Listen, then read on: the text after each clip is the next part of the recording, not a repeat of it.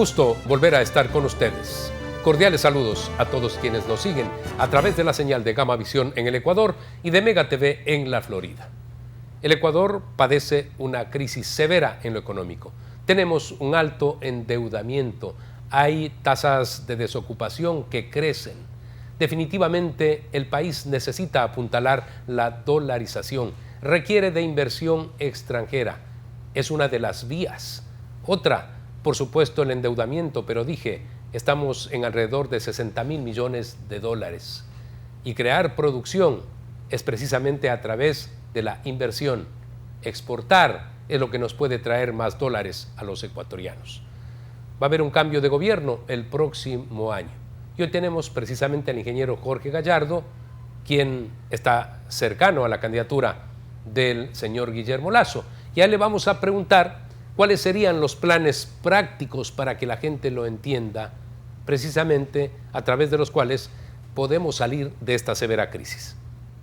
Yo creo que es importante mencionar que el programa económico que va a implantar el nuevo gobierno, presidido por Guillermo Lasso, es un programa que no solamente persigue como objetivo la estabilización de la economía, que definitivamente todos queremos llegar allá, sino que tienes que acompañarla con una serie de políticas públicas que permitan la reactivación de la economía para generar empleo, que es el principal problema que tenemos en el Ecuador, y por lo tanto cualquier programa económico tiene que ir de la mano con un programa social muy bien detallado, que en definitiva permita nuevamente a la economía crecer. Es por eso, Fernando, que nosotros hemos observado el programa del Fondo Monetario Internacional en el sentido de que es un buen diagnóstico, pero en el momento del diseño de las políticas públicas hace que la economía ecuatoriana para los próximos 5 años permanezca estancada en un proceso continuo de recesión. El Ecuador no puede darse el lujo de tener bajo tierra petróleo y también minerales. Hace falta recursos precisamente para ofrecerle a la gente un cambio de condiciones de vida en nuestro país. ¿Hará el señor Guillermo Lasso lo posible por a través de las inversiones lograr, por ejemplo, una mayor producción petrolera y exportaciones? Creo que es importante remontarnos al año 2001, cuando el presidente Gustavo Noboa firmó con un consorcio de empresas privadas la construcción del oleoducto de crudos pesados. Esa inversión permitió al inicio de la dolarización que la economía ecuatoriana vuelva a crecer. Y no solamente eso, sino que se diseñe un fondo de ahorro con los recursos que se iban a generar a través de ese oleoducto para poderlos utilizar en momentos críticos de la economía ecuatoriana, pero lamentablemente ya sabemos qué pasaron con esos recursos. En el caso del petróleo, Guillermo Lasso ha sido muy claro en decirle al país que va en los 4 años de gobierno a duplicar las exportaciones de petróleo. Y en base a esa duplicación de exportaciones de petróleo se van a generar los recursos necesarios que necesita el país para poder dotarlo de liquidez interna, poder reactivar la economía y generar evidentemente empleo. Esa es una de las promesas fundamentales y para eso hay que atraer la inversión extranjera al Ecuador. ¿En qué tiempo se puede encontrar resultados a partir precisamente de invertir y buscar más petróleo? Ahí va a depender básicamente de la incorporación de los nuevos pozos que estén más cercanos a la infraestructura que tenemos ahora y que no demanden una infraestructura adicional para poder evacuar el petróleo. Por lo tanto, esta es una propuesta que se va a ir realizando de manera paulatina para al final del periodo de gobierno estar en plena producción, que en vez de 500.000 barriles de petróleo, lleguemos a 1 millón de barriles de petróleo diarios, que es lo que en este momento, con menos reservas probadas, está produciendo y exportando Colombia, como es el caso. Se ha dicho que la minería ha sido para el Perú fundamental, debe serlo también para el Ecuador. Pero, ¿qué hacer? Debe haber la voluntad política para poder buscar precisamente recursos también en ese ámbito que es el minero? Mira, los descubrimientos que se han dado hasta el momento en diferentes sectores del país demuestran el gran potencial minero que tiene el Ecuador. Y por lo tanto ese es un área de explotación que está pendiente de realizarla, aunque hay 2 proyectos que están en marcha en este momento, que están ya incorporando, que están generando divisas al país. Pero es importante mencionar que los proyectos mineros tienen que tener un componente medioambiental importante. No se puede, por ejemplo, iniciar explotación minera donde están las fuentes de agua en el país. Yo creo que ese es un planteamiento fundamental. Pero sí se puede, ¿no verdad?, acometer otro tipo de proyectos que no estén cerca de las fuentes hídricas. Ahora bien, lo que tenemos que estar conscientes los ecuatorianos, que la minería a cielo abierto, por más programas medioambientales de defensa del medio ambiente, siempre causan trastornos medioambientales y por lo tanto la participación reguladora y de control del Estado es fundamental. Por muchos años, el país ha vivido un desorden fiscal que ha impactado definitivamente en la economía de los ecuatorianos. ¿Será posible reordenarla? ¿Lo hará si llega a la presidencia el señor Guillermo Lasso? Mira, yo creo que es importante adoptar 2 tipos de reformas que generen genuinamente divisas al país. La una es las reformas que vayan orientadas al fomento de las exportaciones ecuatorianas. Solamente incrementando las exportaciones, aumentando el portafolio de productos que ofrecemos al exterior, firmando tratados de comercio, por ejemplo, con Estados Unidos, que es nuestro principal socio comercial, y con otras regiones y países del mundo, vamos a generar por el lado del sector real divisas. Y por el lado del sector financiero, ya lo ha dicho Guillermo Lasso, claramente, que vamos a reformar y a modernizar el Código Orgánico Monetario y Financiero, donde en el capítulo referente al funcionamiento de la banca, permitamos el ingreso de los bancos internacionales al Ecuador para poder crear en el país un centro financiero internacional que permita tener la liquidez suficiente al interior de la economía para poder funcionar y que esté protegido totalmente la dolarización de gobiernos populistas que utilizaron al Banco Central para poder financiar sus déficits fiscales. Con un centro financiero internacional eso no es posible que acontezca en el Ecuador y por lo tanto esa reforma juega un papel fundamental para mantener la dolarización a largo plazo. Vamos a hacer un corte comercial. Estamos en el espacio Fernando Aguayo, América.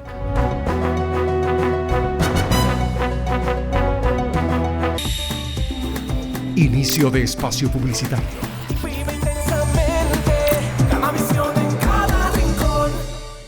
En Banco del Pacífico sabemos que el que ahorra lo consigue.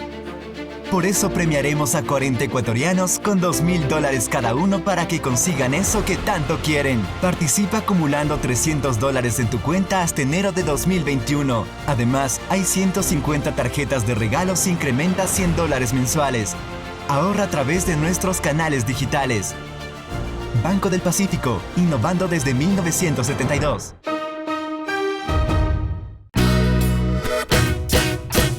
Guayaquil es la puerta de entrada a Ecuador y a las Islas Galápagos. Una ciudad que brilla, llena de arte, música y entretenimiento.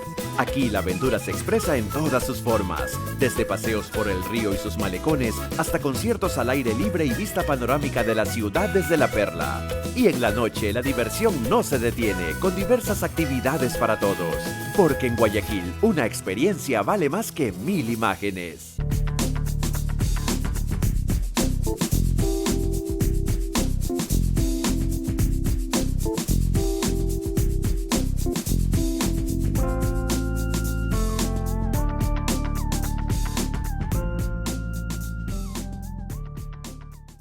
Somos una empresa especializada en proporcionar una experiencia superior en servicios de alimentación a nuestros clientes, ofreciendo deliciosas opciones que cuidan el equilibrio nutricional utilizando ingredientes frescos y sanos. Nuestro objetivo es brindarles nuestros servicios conservando los más altos estándares de calidad y bioseguridad para catering empresarial y la entrega a domicilio de los deliciosos y variados menús diarios, platos a la carta, bandejas familiares y deliciosos postres para el deleite de las familias que nos reciben en su hogar. Fin de espacio publicitario. Vive intensamente, Gamavisión en cada rincón.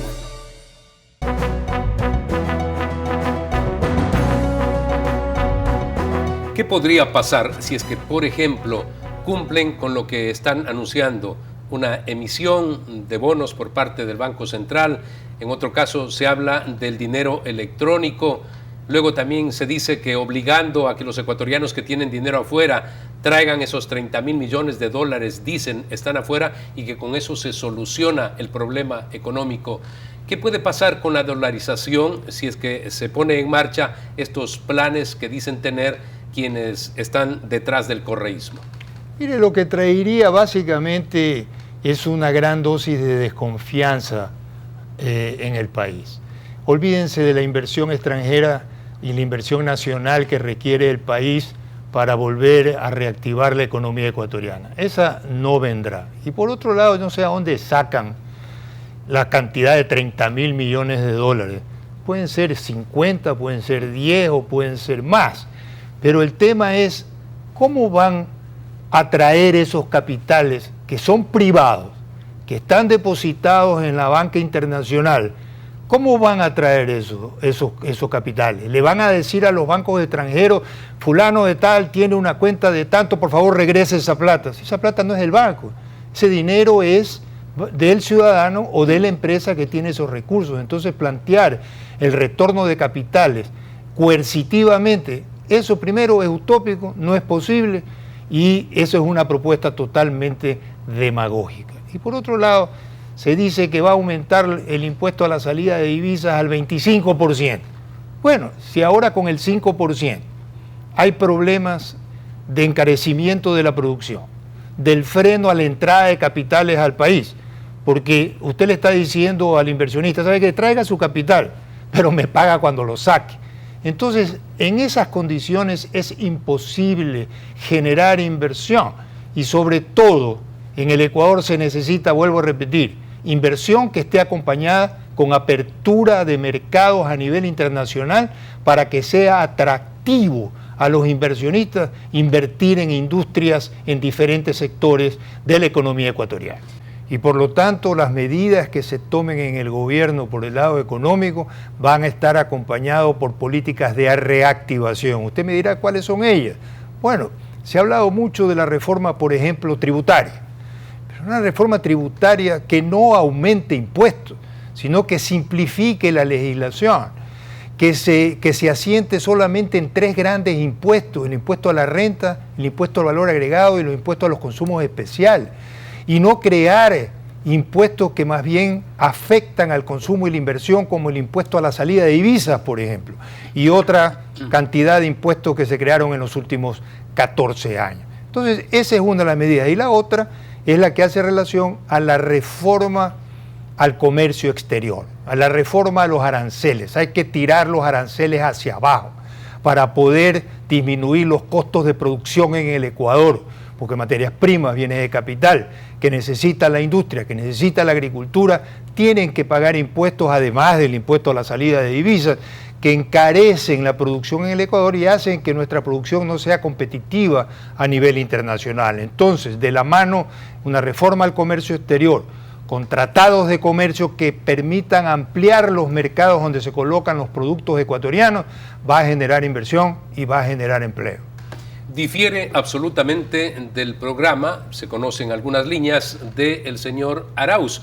Él, muy por el contrario, él dice que hay que apoyar a la industria ecuatoriana, por lo tanto habrán más aranceles. Usted habla de bajar los aranceles. ¿Quién va a querer con ese tipo de políticas firmar un tratado de libre comercio con el Ecuador? Esas serían básicamente las diferencias entre el plan del gobierno si llega el señor Arauz y el del señor Lasso si él logra la presidencia de la República?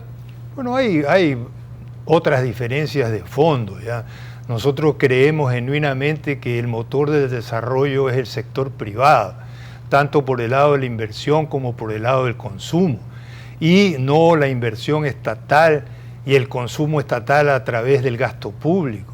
Entonces ahí hay una diferencia diametral, porque lo uno nos lleva a seguir endeudándonos, a seguir creando más impuestos, gravando más al ciudadano, gravando más a las empresas. Y en el caso de la propuesta de Guillermo Lasso, es más bien aliviar la carga tributaria que tienen los consumidores, que tenemos los consumidores y las empresas para generar mayor inversión privada, mayor consumo privado y reactivar la economía por esa vía. ¿Qué pasaría si es que, por ejemplo, se desmontara la dolarización, como parece ser es la idea de los socialistas del siglo XXI? Actualmente, como información, debemos decir que en la República Argentina no pueden más los ciudadanos argentinos con su moneda. Está ya por encima de los 200 pesos por cada dólar. Ellos lo que quieren es ver cómo se aferran a un dólar para preservar el valor de esa moneda. ¿Qué podría suceder si es que desmontan la dolarización? Va a suceder exactamente lo que sucedió en Zimbabue. En Zimbabue dolarizaron la economía porque estaban en un proceso de hiperinflación terrible. La situación económica y social ya no se aguantaba más y el dictador estaba a punto de ser echado del gobierno. Y entonces decidió dolarizar. Dolarizó y la economía se estabilizó de manera inmediata, la inflación bajó a un solo dígito y evidentemente la economía comenzó a reactivarse. Pero el dictador Mugabe quería una reactivación mucho más rápida, pero no habían las divisas para poderlo hacer.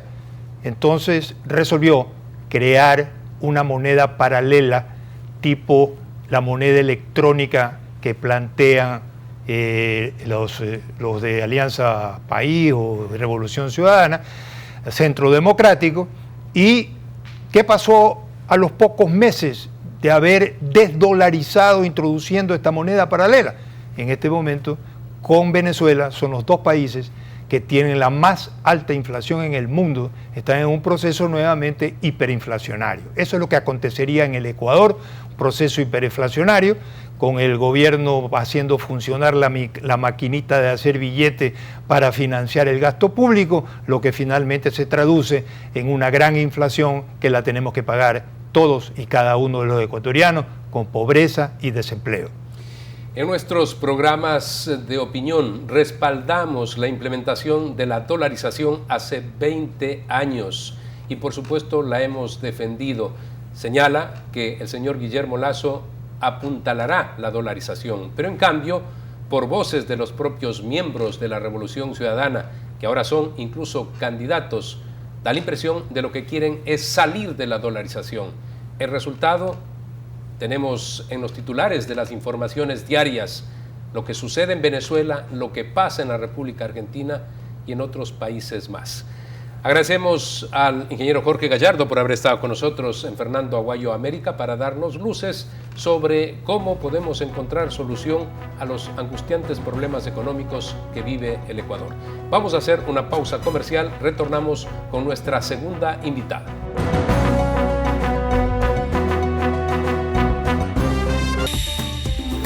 Inicio de espacio publicitario. Vive intensamente, Gamavisión en cada rincón. En Banco del Pacífico sabemos que el que ahorra lo consigue. Por eso premiaremos a 40 ecuatorianos con $2,000 cada uno para que consigan eso que tanto quieren. Participa acumulando $300 en tu cuenta hasta enero de 2021. Además, hay 150 tarjetas de regalos e incrementa $100 mensuales. Ahorra a través de nuestros canales digitales. Banco del Pacífico, innovando desde 1972.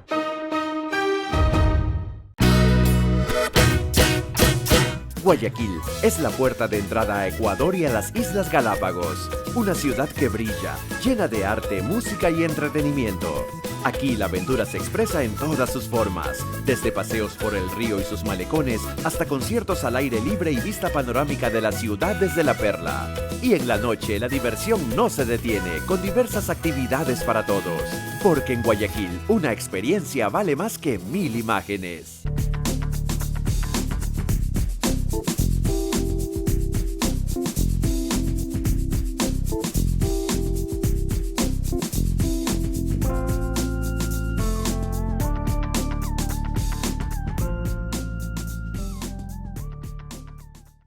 Llegó Yumi Cooler. Los platos más deliciosos y 100% sanitizados del Ecuador. Congelados y empacados al vacío. Listos para que solo los calientes y disfrutes al máximo en familia. Pídelos ya en sus dos presentaciones, Yumi Cooler Paisa y Yumi Cooler Típico. Yumi Cooler by M&D. Fin de espacio publicitario. Vive intensamente, Gamavisión en cada rincón.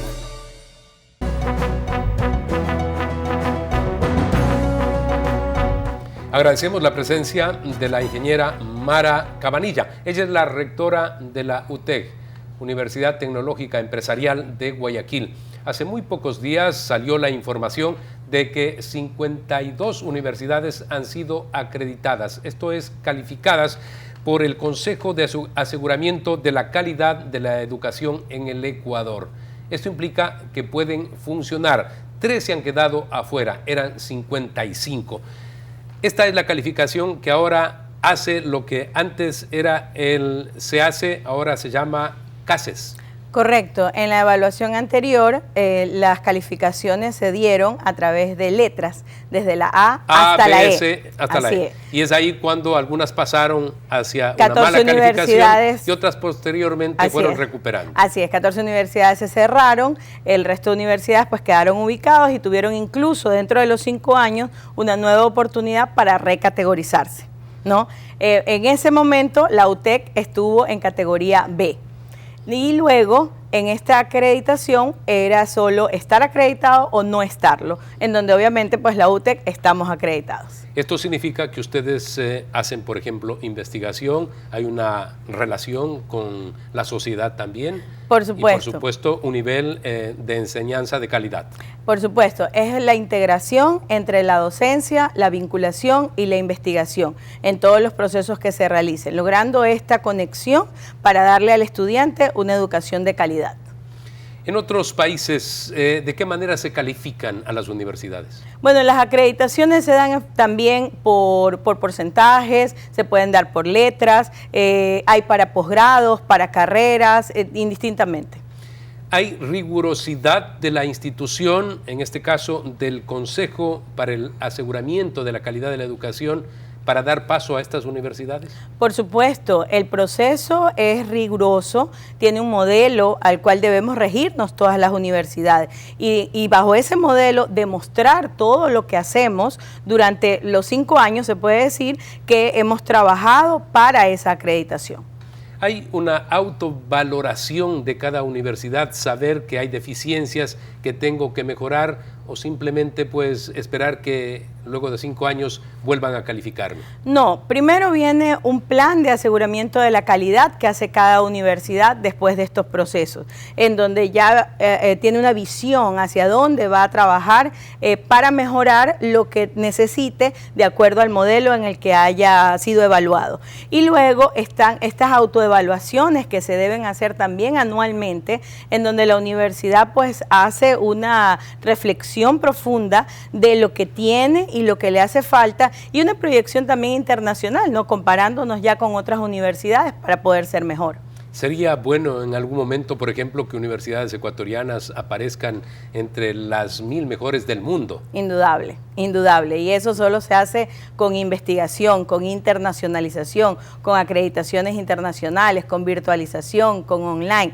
Entonces, estamos en el camino realmente para poder estar en esos rankings. Las universidades privadas son las que han puesto mayor énfasis en esto. ¿Debería ser en general, públicas o privadas? Sí, debería ser en general, porque finalmente las universidades públicas reciben un presupuesto y deberían demostrar en qué se usa ese presupuesto. Forman jóvenes en la privada y en la pública. Así y es. se entiende que se busca que sean lo más capacitados. Así es, aquí estamos hablando de formación de seres humanos. Entonces la privada, en cambio, tiene la obligación también de formar a estas personas de manera integral, como personas y como profesionales. El sistema telemático que impuso prácticamente la pandemia, aun cuando universidades, inclusive la de ustedes, venían trabajando precisamente para tener en línea esa posibilidad de enseñar a los jóvenes.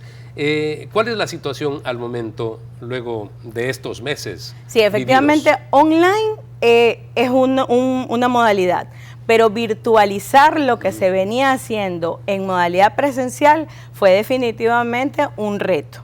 Entonces, en este momento nos toca mantener esa virtualización, ese trabajo entre el docente y el estudiante, pero solamente a través de vía Zoom o de plataformas educativas, en donde se pueda obtener esa relación y conseguir que el alumno realmente genere conocimiento. En este momento todavía nos mantenemos pues con esta virtualidad en Guayaquil por el tema del municipio hasta el mes de enero tentativamente, y de allí pues iremos viendo cómo avanza el asunto de la pandemia. Hay 5 universidades a nivel nacional que han conseguido el que se pueda hacer también enseñanza presencial. No es obligatoria. En Guayaquil son 2 universidades. ¿Ustedes buscarían también aquello? Todavía nosotros no.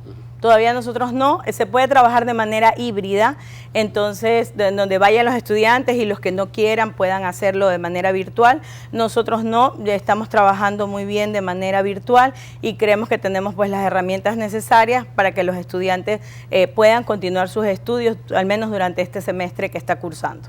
Hay una condición irregular por lo que nos ha pasado, por los confinamientos, por la situación que aún nos mantiene en zozobra porque de pronto hay rebrotes. ¿Cómo calificaría usted este primer año en la experiencia? ¿Los jóvenes van a salir con deficiencias? ¿Se puede corregir después o se puede lograr que cumplan con lo que estaba establecido en épocas normales? Bueno, en el caso de la UTEC, yo creo que nosotros conseguimos que el semestre anterior, que fue abril-septiembre, ellos cumplan en primer lugar con las fechas que estaban establecidos para sus inicios y finales de clase. Dieron sus exámenes, tomaron sus clases de manera rigurosa y de esta manera se obtuvo un buen aprovechamiento de los estudiantes en cada una de sus materias, en todas las modalidades, o sea, en la modalidad virtual, en todas las carreras que se dieron, en los programas incluso de posgrado. ¿Se transfieren experiencias entre universidades? ¿Hay esa relación precisamente más allá de la competencia que pueda haber entre una institución y otra? Estamos hablando de educación y de educación general para los ecuatorianos. Sí, existe una asociación de las universidades, tanto públicas como privadas, que ha sido la verdad bastante participativa en esta situación y nos han dado charlas bastante interesantes que creo que ha despejado ciertas dudas en cuestión de tecnología o de metodología para diferentes universidades. Ha sido en el gran caso apoyo de la UTEC, ya no es solamente carreras empresariales, se han abierto a otras carreras. Efectivamente, la UTEC está saliendo ya de este tema de solo las carreras empresariales y ahora vamos a salir con carreras de nutrición, programas de género, empresas familiares, ingeniería ambiental, ingeniería industrial, es decir, la mayoría de los campos del conocimiento. O sea, hay una oferta bastante amplia de carreras y programas para todas las personas. En el ámbito económico igual hay consideraciones para las personas, para la gente, ya que vivimos situaciones muy especiales, particulares, gente que se ha quedado sin trabajo. Efectivamente, sí. La verdad es que hemos tratado de manera individual cada caso, tomando en cuenta consideraciones de COVID, ¿no? Personas que se han enfermado o familiares que han enfermado o que hayan fallecido, situaciones de trabajo que no solo lo han perdido, a veces no les han pagado su sueldo. Entonces todo eso lo hemos manejado de manera individual, disminuimos las pensiones de acuerdo a lo que estaba previsto, las matrículas, o sea, hemos dado facilidades de pago, todo para conseguir que realmente el alumno continúe su estudio, o sea, no se detenga, no vea esto como un obstáculo, sino más bien como un tema en el que podía seguir seguir estudiando. Ingeniera Mara Cabanilla, muchas gracias por haber estado en nuestro programa. Un gusto, muy amable. Amigos, ustedes tienen una cita la próxima semana a través de Gamavisión en el Ecuador y por Mega TV en la Florida. Seguiremos haciendo análisis sobre los temas más trascendentales de la vida del país y del mundo.